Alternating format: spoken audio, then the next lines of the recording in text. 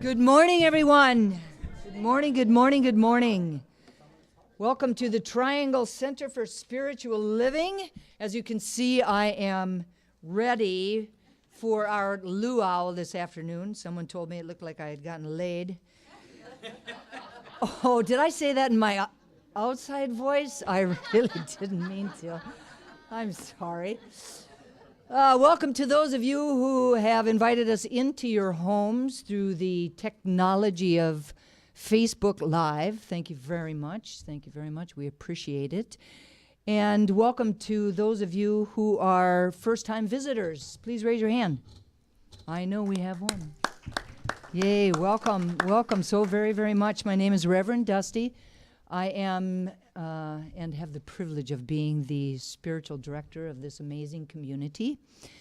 We are part of a larger organization of Centers for Spiritual Living all over the world, about 750 of them. We're called Centers for Spiritual Living.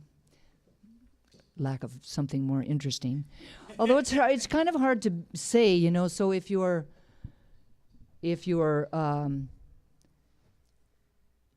you follow the Muslim faith, you're a Muslim. If you follow the Hindu faith, you're a Hindu.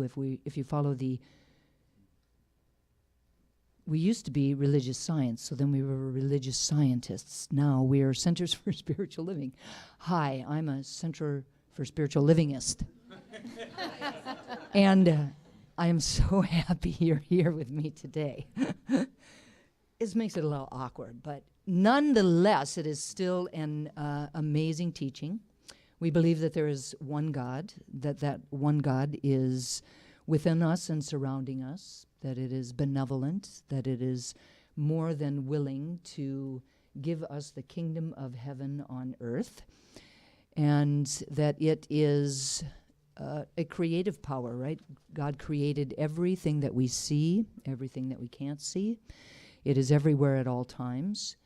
And through that power and presence, we too are creative. So we believe that, you know, we created the experiences of our lives. And if we don't like them, then we are simply capable of changing that and creating something new. And so that's what we are really all about, creating a world that works for everyone. And so we're glad that you are here with us today. And now I'm going to read our reading for the day, who is from the beautiful poet Hafiz. Even after all this time, the sun never says to the earth, "You owe me." Look what happens with a love like that. It lights up the whole sky. A luau and the presence of Reverend Andy Ross. What more could a community need? What more could we ever handle in one particular moment? I have absolutely no idea. For those of you who have experienced Reverend Andy before, there's really no words that can adequately describe him. And for those of you that haven't, I will just simply say he is a deep man, a wise man, a kind man, a loving man, and as he reminded me so humbly in the first service, a handsome man.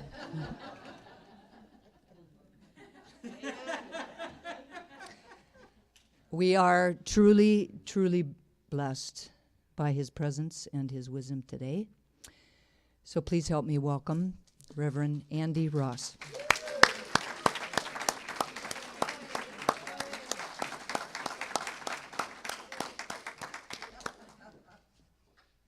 Today would be good. Oh, right.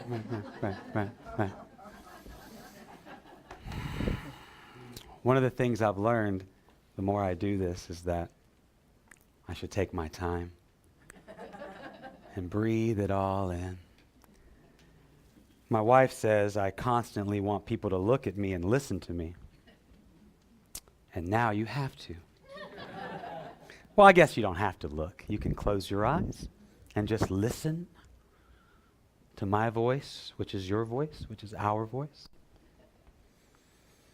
There is only podiums. You're right about labels, though. I don't like labels. You mentioned, we were once, as this community, religious scientists. And then you grow a little bit and you realize that that label, that box, maybe doesn't contain enough of what we are. And so inevitably you build a new box. That's what happens. And then you'll say, well, this box is a little bigger. And then you grow some more and go, well, that box just ain't big enough for what we are. And it'll happen time and time again, the boxes you put yourself in, your identification with who you think you are. You will constantly challenge that and break it over and over again. There was a time when I didn't like being called a minister or reverend because of the box, because I was like, wow, I'm so much more than that. And of course, that's just ego, but over time, I began to accept what that title meant, and also what an honor it is to be called a minister, what an honor it is to be allowed to share what you think about life and reality with other people, and that sometimes they'll listen to you. And yes, it may not change everyone's mind, and it may not change everyone's heart, but they'll listen for a moment. And maybe you can inspire them to see something a little bit differently. The best thing about being a minister is that you get to participate in the joys and the sorrows of creation. Because that's the two things people want to share with you the most. And it's not just being a minister, it's being a friend, it's being a husband, it's being a human being. When you ask someone, hey, how are you doing? Yeah, sure, they might say, oh yeah, I got a ticket this past week. How's work? How's life? How's your job? Yeah, work, life, job. How's your family? Blah, blah, blah. But what they really want to tell you is how much joy or how much sorrow they're experiencing. And as a minister, you get licensed to ask those questions. Yeah, tell me about your life, but no, tell me about your joys. And please, please, please share with me your sorrows.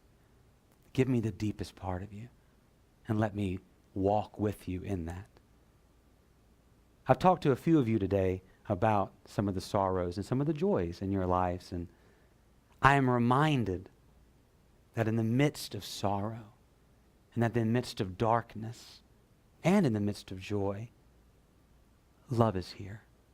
That love is present beneath all of that. Sometimes we can't see it. And sometimes the more we want to see it, the more we grab at it, the more we grasp it and pull it in, the more it seems to slip through our fingers. But love is always here. And especially in sorrow, I am reminded that there's so much to love. Especially when I see things that anger me. Especially when I hear people talk and share a message of fear because that's what they're feeling. They're fear, they're afraid, they're angry, so they're sharing that with the world. And in those moments, I don't really want to love, but I do anyway. Because I'm reminded that love is everywhere. It's all over, and there's so many places and people that bring that out of us. Between the services, I took a little walk by your pond. You got a great pond. I like your place. You got a groovy pad. So I said to myself, I'm going to walk by Dusty's pond. In fact, I made a little sign that said Dusty's pond. I stuck it out there. So from now on, it'll be known as Dusty's pond until the pond transcends that label and says, well, I'm more than just Dusty's pond. I'm everyone's pond. So I was walking by the pond, and I went beside it, beside the water, to that small path that goes between the trees. And as I stepped into it, all of a sudden, the breeze came in, and the water moved, and the leaves moved, and I realized it's all the same thing. And I love taking walks like that. I love the peace of creation. I love seeing the movement, the miracle of life. This morning, I walked downstairs, and there was my daughter sitting on the couch. And I said, hey, And she said, eh, and kept watching TV. But I went up to her and I gave her a hug and I gave her a kiss because I love her so much, even though I don't like her all the time. And I'm sure she would say the same thing. I just love her so much because when she was born, they gave her to me. They do the cleaning off thing and they bring it over and they hand the baby to the father. The least qualified person in the room is who gets the baby.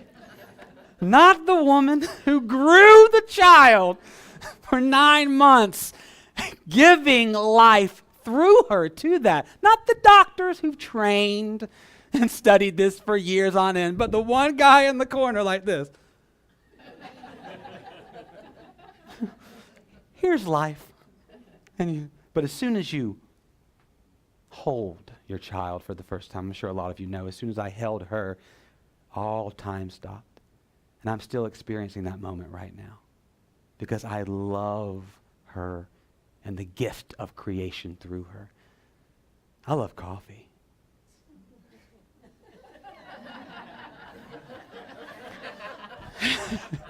In fact, I love her more when I've had coffee. I like the way it makes my fingers smell. You know what I'm talking about? Like when you make it in the morning and you put it in the thing and you get it and then you close it and you listen to it go. And then you go to wash your hands, but you don't because you're like, oh. But when I drink coffee, it brings me right here, right now, into this moment every morning. And it's like I'm smelling the earth. And people who hate coffee say the same thing. I'm smelling the earth. Coffee tastes like the earth. Coffee tastes like the earth. But I love it so much. I do. I love my wife. Tonight, when I come home, I'll sit with her on the couch. And we'll do nothing. And we'll do everything. But just being with her is peaceful. It's like, life moves. Life moves. Life just doesn't stop moving. But as soon as I sit down next to her, movement. Oh, it's you. Good. I feel like I can stop trying and just be for a moment. So I love her. That's right, you. I'm talking now, and they're listening. So that you could say that there are a lot of things that I love. You could say that. You could say I'm a lover. You could call me a lover because I love so many things. I love so many people. I love so many places and circumstances. I love being here. I mean, Dusty said this morning, I don't know why she said it, she says, you did a good job. I was like, thank you, Dusty. But how could someone not do a good job here? Being with you, how could you not be the best you can be? So I love it here because I feel like I'm giving something. I feel like I'm reaching down into the depths right to that unique gift that God gives me. I can just give it right back. So thank you. I love being here with you. There are a lot of things I love. Another way, I got an idea. Instead of saying there are a lot of things that I love, I could say there are a lot of conditions through which I experience love. Yeah. Instead of just a lover, I could call myself a conditional lover. I'm just a conditional lover. Which means that I experience love under certain circumstances. It means I experience love under certain conditions. It means that when I walk into nature and the breeze moves and the water and I see a butterfly and a cloud and a car and a person, it means through that circumstance, through that condition, it lines up just right and I'm given a glimpse of something. It means that when I held my child for the first time, through her eyes, I saw creation. Through that condition, through that circumstance. When I drink coffee, I'm brought into the earth for some reason. I'm brought into that moment. And that's why I don't want anybody to talk to me. Stop talking to me. Daddy, stop. But those are the conditions through which I love. I am a conditional lover. I love under certain circumstances. There are certain people, certain places, certain situations that allow me the opportunity to experience love. I'm a conditional lover. But so are you. We're all conditional lovers. We all love conditionally, which means there are circumstances that we experience love through. But you know, that's cool. I know some people don't like to be called conditional love. I'm not a conditional lover, but we are. But that's just the human condition.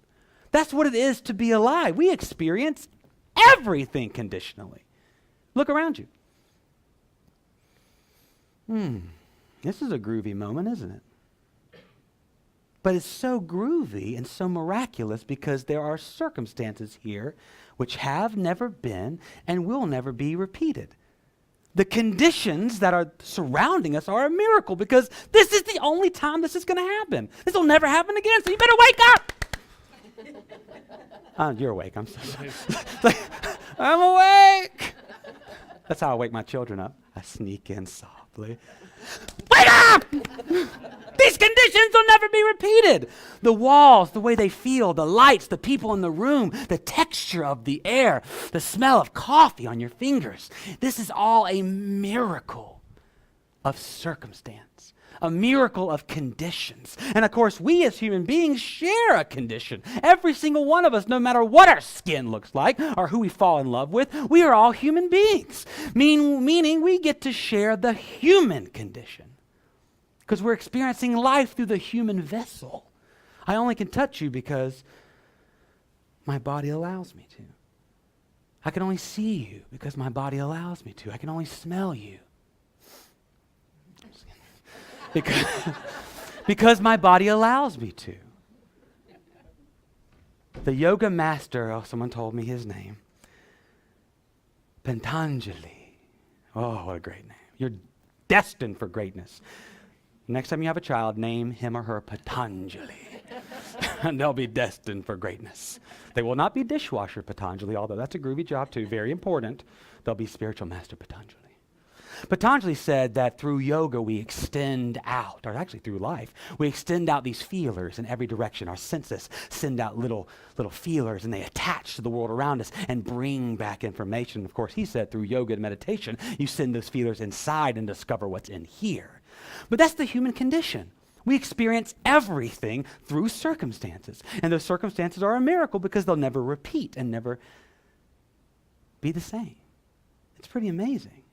And that's how we experience love. We experience love conditionally. There are certain people who that when we're around them, we get a taste of something. Maybe we get laid. If we're in Hawaii with the... I didn't go anywhere. Oh, I'm just saying. Maybe I'll get laid. We're in certain circumstances where the sun's just right or the breeze is just right. And through that condition, we're given a glimpse of eternity. We taste something. We feel something. We are conditional lovers. We love conditionally. But we don't really like that word, do we? I've said it a lot on purpose. Conditionally. Conditions. Conditionally. Conditional lovers. Loving sorry. I'm glad you're here. But the reason we don't like that because we feel that there has to be something more. We feel that there's something more we can experience. We feel like, well, if I'm loving conditionally, if I'm only loving under certain conditions, then maybe I'm not experiencing the full reality of love. Maybe there's something beyond. Maybe there's something more. Maybe if I'm a conditional lover, I can also love, say it, unconditionally. See how much better that word is? You like that one. Because every time I said conditional, you went, ugh. Well, now I can't talk. If we can love conditionally, then we can love unconditionally. We can experience the fullness of love, the full reality of it, because we're already experiencing it through those conditions.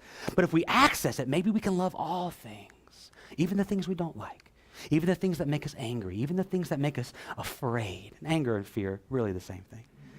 Anger is fear's evil cousin.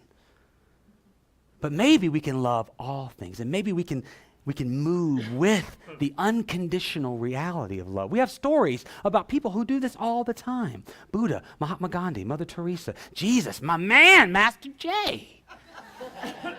All right, so here's the story. That's right. That's what I called them. They didn't write that. They wrote it in my gospel. The gospel of... So Master J is walking, and he's got his disciples behind him. And they just walk a lot. I mean, that's what they do. They're walkers, you know. Well, they're not walkers. They're walkers. And so they're walking through the desert, and they come upon a well. And a well is very important in the desert. 1, it's water. 2, it's water. And so the well is a gathering place. A well is where people, you know, it's like the water cooler. I've never had like a job, so I assume it's like the water cooler. But when they approach this well, his disciples are like, whoa, no. They're not going to the well because there's a woman there. And she's a Samaritan. And she's a prostitute. And that is not a condition that Jewish men express love through. Because she's a Samaritan. She's from Samaria. She's not one of us. She's not one of God's chosen people. You know what that's like. Not one of God's chosen. Everything in that worldview was chosen. If you had leprosy, if you were blind, if you were born a woman, if you were born a Samaritan, that's God giving you something. If you were born a Jewish male, then bam. So they didn't want to interact with her, but not Jesus. And of course, Jesus had teachings. He taught things. He did sermons and told stories. But Jesus' main teaching was the way he was, the way he lived, the way he moved. That's why he was called the Son of God, or the Messiah, the one anointed by God, the one we experience God through. That image still exists today. So he walks right up to her and probably says something like, hey, how you doing? I'm Jesus. Tell me your joys. Tell me your sorrows. And his disciples are like, wow, this is not the condition through which we love. He must love unconditionally. And we do that all the time. Love, that is. We just love under conditions. We bind ourselves to the conditions of our love. But how? How can we love unconditionally? How can we experience another individual like Jesus does, like Buddha does, like Mother Teresa does? How can we experience a human being we don't like the same way we experience a child or a cup of coffee? How can we make you my cup of coffee? Well, a good place to start any endeavor, anything you want to do, anything that's of any value, anything that's of any importance to you, the blessed, divine mistake. The blessed place to begin is where you are. Because where else can you begin? It's so hard to start something important, isn't it? Because you're like, I want to get there, I want to get there, I want to get there, I want to get there. But you forget, I'm here. So let's begin with where we are. If we want to love unconditionally, let's begin by loving conditionally. Let's begin by looking at the things we love, at the conditions through which we experience love, examine those things, and ask, what is the experience? What binds them all together? What is the reality that's beneath these conditions? Okay, so I'm out there and I'm walking. And the breeze hits me, and the lake is moving. I feel peace. I feel eternity. I feel forever. I feel connected. I feel one. I hold my child. They hand her to me. That's cool. I'll hold her. And as soon as I hold her, I feel peace. I feel eternity. I feel forever. I feel oneness with her. When I sit on the couch with my wife tonight, I will feel peace. I will feel forever. I will feel eternity. I'll feel at one with her. When I'm here, guess how I feel? At peace, oneness, eternity, forever. At peace! Exactly. So maybe the reality of love beneath those conditions is a reality of peace. Don't say the first thing yet. We got to get there. Okay. Love. Peace. Maybe the reality beneath those conditions is a reality of peace, a reality of eternity, and a reality of foreverness. Maybe the reality of love is the reality of oneness. And what would we call such a reality? What would be a word that we could use that's maybe been used throughout creation, maybe been given different names, but there's a word, what? I'm not going to hit you. My goodness. God. Yes. Maybe the experience of love and the experience of God are synonymous. Maybe the reality of love is the reality of God. Maybe when I love through a certain circumstance, I am given a glimpse of God and eternity. Maybe I get to see something. Maybe the world opens up for just a moment, and right there, I am looking into the eyes of God, which are the eyes that are looking. Did you get that? Yep. Oh, good. I wasn't going to go back and explain it, but I guess it's kind of pointless now. Love is recognition. Love is recognition. It's God recognizing itself through a specific condition. It's that which is in me looking out, which sees itself within you and says, aha, there I am, there I am, there I am. In order to create, God has to give itself away. In order to create, God has to empty itself and lose itself as us, as creation. But love are those moments where God sees itself and goes, there I am. And you get a taste of that through every condition you love, through every circumstance. You get a taste of God seeing God. That's why you feel peace. That's why you feel oneness, eternity, forever. That's why you feel those things, because you are seeing yourself in that person, in coffee, in a sunset, in a breeze, in a book, in a story. You're recognizing a part of you in that. But guess what? That thing, that presence that's in that person, that's in that circumstance, that presence is, that's in you, it's in all things. It's in all things. So you have the potential to see that, to experience that, to love all things. Step one,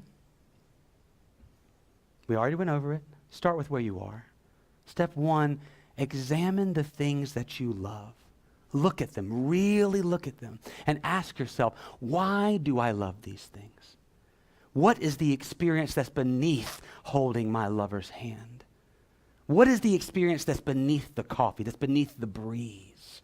What do I feel when I walk barefooted in the sand? What do I feel when I sing? What do I feel when I hold my lover's hand? What do I feel? Open that up, examine that, look beyond the conditions to the reality. You can even close your eyes if you want to when you're beside your loved one or when you're petting your kitty. I love my kitties. They're so sweet. You can be there and say, what is this experience? It's not the fur. It's not the warmness. It's not the companion. There's something else there. Be there in that. Be there in that unconditional presence beneath the conditions. And then step two, the hardest step. Because step one you're already doing. I mean, you know what it is to love. I don't have to tell you what it is to love. I don't have to tell you what that experience feels like. I don't have to tell you what the reality of love does to you. But step two. Step two is letting go. Step two is letting go of the conditions through which you experience love and falling head first into that reality. And here's why we don't want to do it, for two reasons. One, because we misidentify love with the conditions for love. We think that love is bound. We think that love is bound to the conditions, so we bind love to those conditions. We think that love is our loved one, that we think that love is the cat, the coffee, the breeze, and not the reality behind it. And you see this especially in the loss of a loved one, in the sorrow of the loss of something, anything.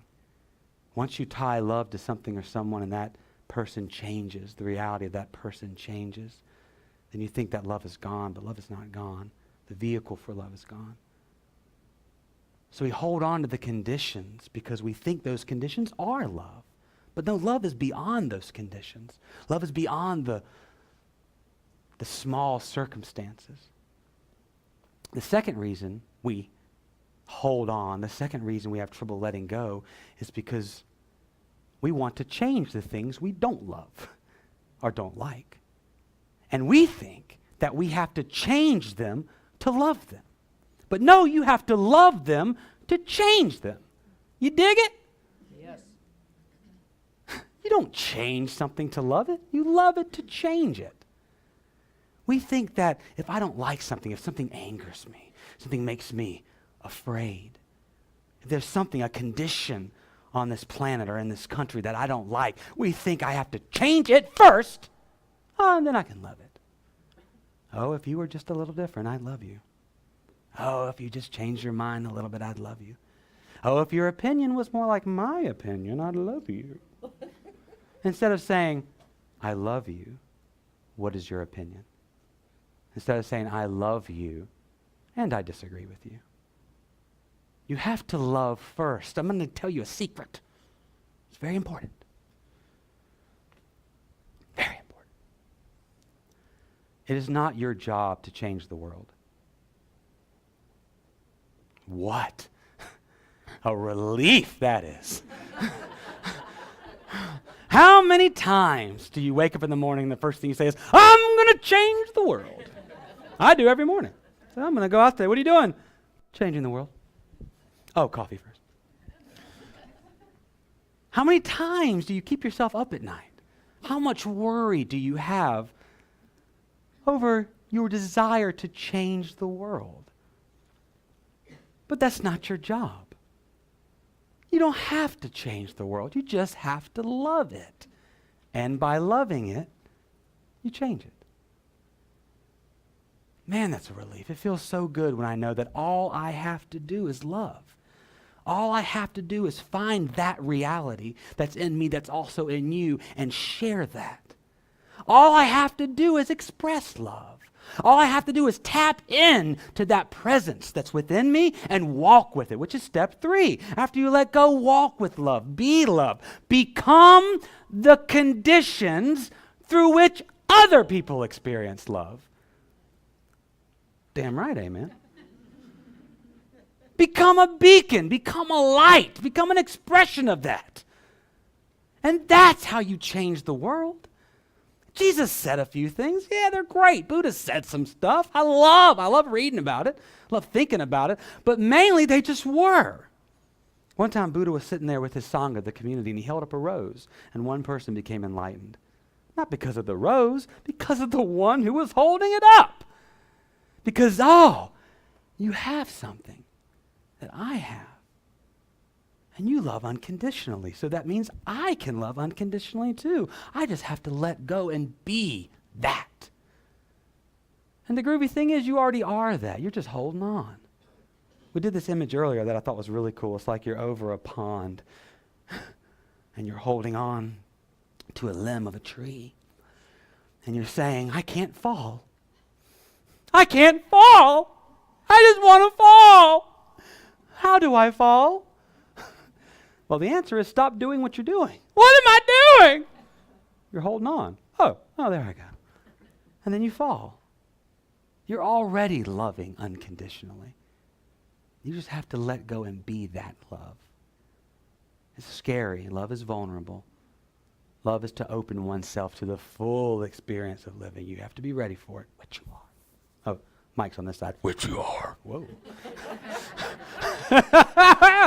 The next talk I do is all going to be like this.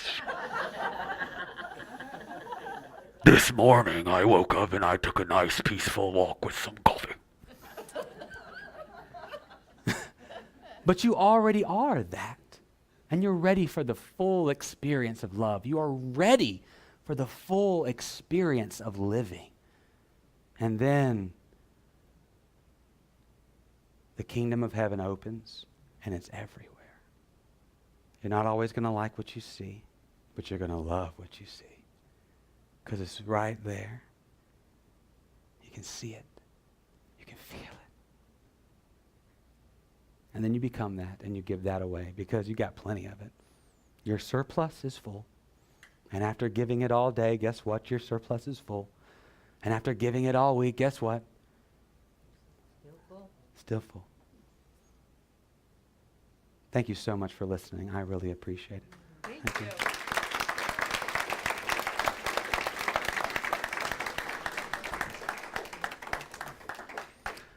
You want to pray? You want to pray? So not only will I do this, I'll do you want to pray. I'm from South Carolina. That's how they talk. Yeah, I'm pray. My grandmother's name is Ruth. I say, Mama Ruth, I'm going to go preach today. She says, yeah, I'm pray. I said, yes, I'm going to pray. What are you going to talk about? Love. Don't talk about it. Why not, Mama Ruth?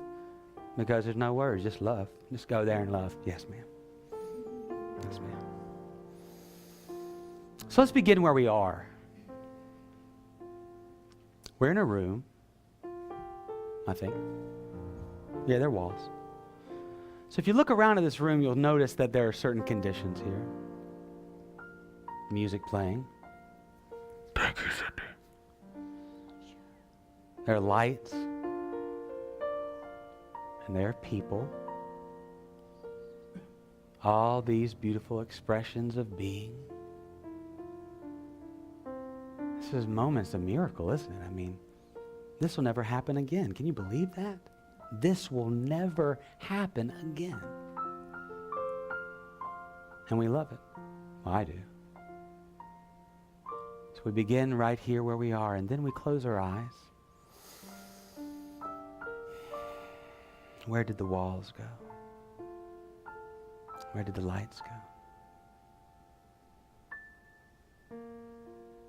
I'm still a body. I'm still sitting in this chair.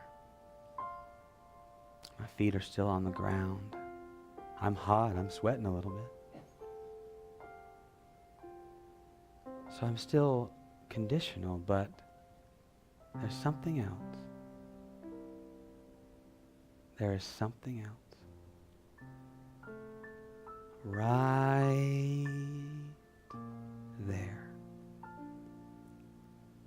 Beneath the surface. Within and beyond all things. And that is the presence. That is the one that is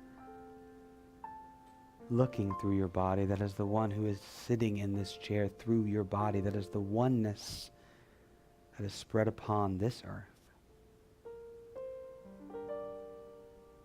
And once you find it, you don't have to hold on to it because it's not going anywhere. You didn't bring it. You didn't cultivate it. It's just there. You just found it.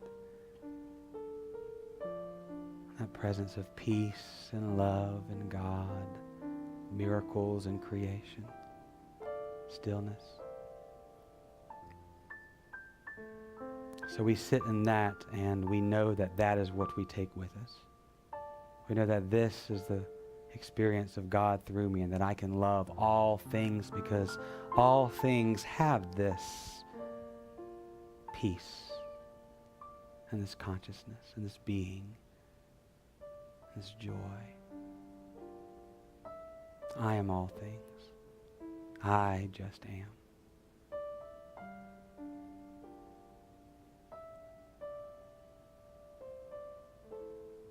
And then you become an expression of that, which you already are. You just become aware of it.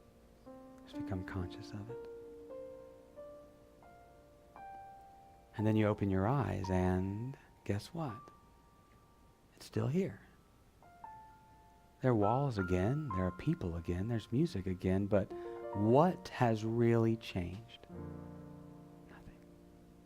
What has really changed? That peace that you find in meditation and prayer and in love is right here. Unconditionally, always. And you accept it and you move with it by saying, and so it is.